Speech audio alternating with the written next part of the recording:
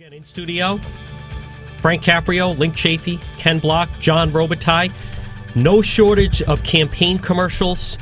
This is a commercial that has run. It was put out by the Chafee campaign. We want to play it, give Link Chafee a chance to explain it, defend it, and then the person who was aimed at the same. In the world of old politics, it's called pay to play. Frank Caprio is a master of the game. It works like this. Caprio puts out a request for a proposal to do state business. Companies contribute cash to Caprio's campaign. Companies then get millions in state business. Even the Wall Street Journal called him out on it. And what do you get? Business as usual. Corrupt government. Record unemployment. Rhode Island can't create new jobs until we break the old politics. Link Chafee, a new way forward. Mr. Chafee? I think it's important that last sentence in which there's a nexus between our high unemployment, our lagging economy, and corruption in the state and cronyism. There is a connection and a nexus here. One of the reasons where... I'm sorry. Start the answer over there, the technical glitch. Okay. I'm sorry.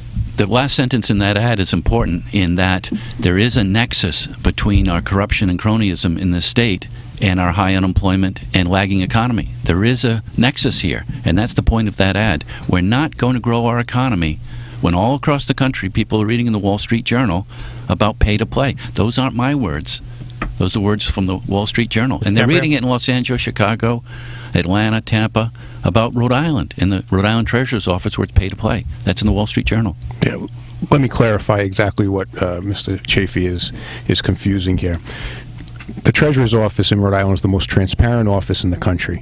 When I got elected, I said I was going to put the checkbook online in real time, and I did that. The first Treasury office or any department in Rhode Island to do that.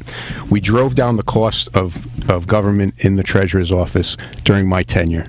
The pension fund used to pay $30 million in fees when I got there. It pays $15 million now, and the fund is outperforming funds in Massachusetts, California, and even the Harvard Endowment. When you talk about what this ad is focusing on, I was the only treasurer in the country that returned donations to these types of law firms who still haven't earned a penny in Rhode Island through the process that I went out to recruit them. So it's a total misrepresentation of the fact. There's a push in Washington to ban these types of firms from making donations, and I set an example by turning back donations. Dozens and dozens of other officials didn't do that. The question was about the negative attack ads. Both of these candidates, Mr. Caprio and Mr. Chafee, have been running a negative campaign and personally attacking each other.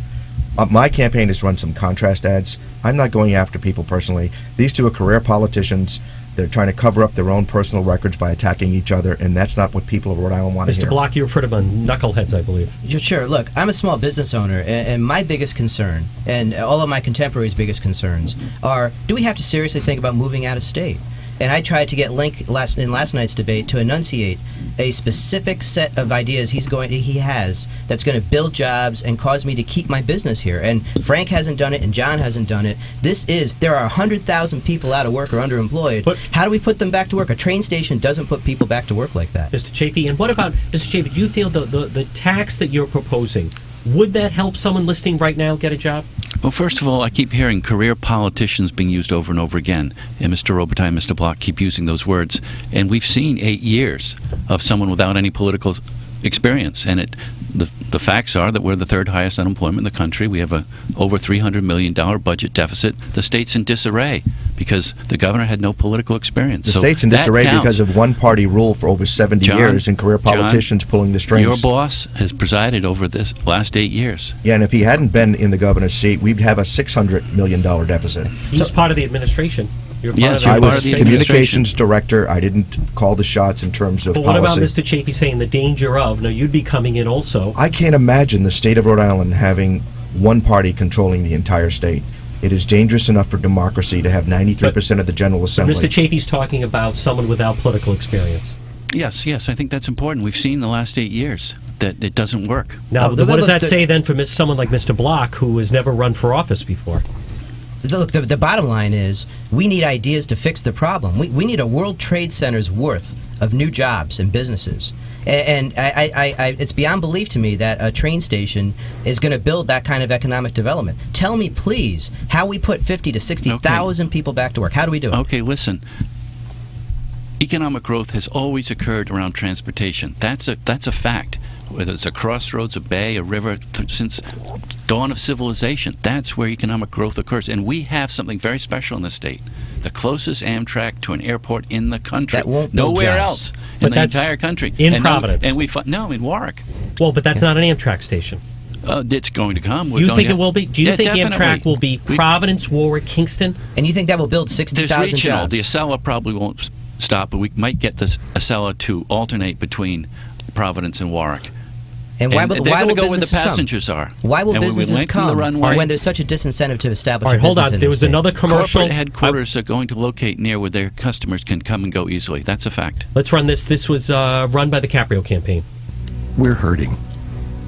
Struggling to pay the mortgage and pay the bills. But Lincoln Chafee doesn't seem to notice. Chafee's tax plan hits those who can least afford it the hardest, squeezing seniors and the middle class with a new tax on groceries, a tax on clothes for your kids, prescription drugs, even gas at the pump. He may not feel it, but we sure do. Lincoln Chafee just doesn't get it. Mr. Caprio, your campaign put that out.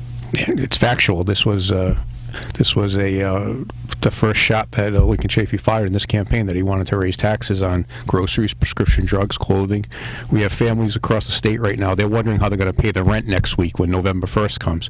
Or they're already 2 or 3 months behind in their mortgage, and they're wondering how they're going to stay in their home.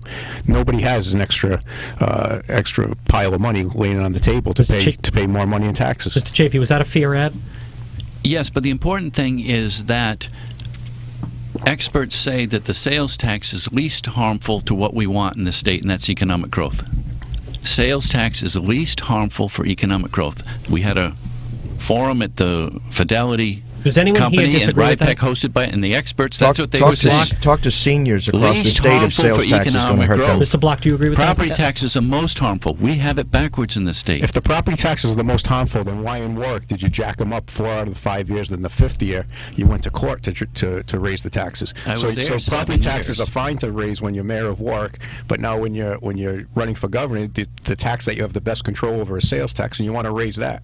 So there's the pattern. The whole thing is farcical, because ultimately you're talking about $100 million. You have no other plans to get rid of the other $300 million budget deficit that we have. So your tax, the Chafee tax, won't offset property taxes. It's simply going to be gobbled up by the massive budget deficit that we have. And with no offsetting real job creation in your plan, we're toast. John, listen, I'm the only candidate that has made a vow to veto any budget that includes a tax increase. This is about cutting spending. Government is too large. It's cumbersome. It's burdensome. The taxpayers of Rhode Island have had enough. Enough is enough. We need to cut spending and lower taxes. Mr. Chafee. Your lips are moving, Mr. Robitaille, but nothing's coming out. It's fine rhetoric. Personal but attacks, Mr. Chafee. Huh? Your lips are moving, but nothing's coming out.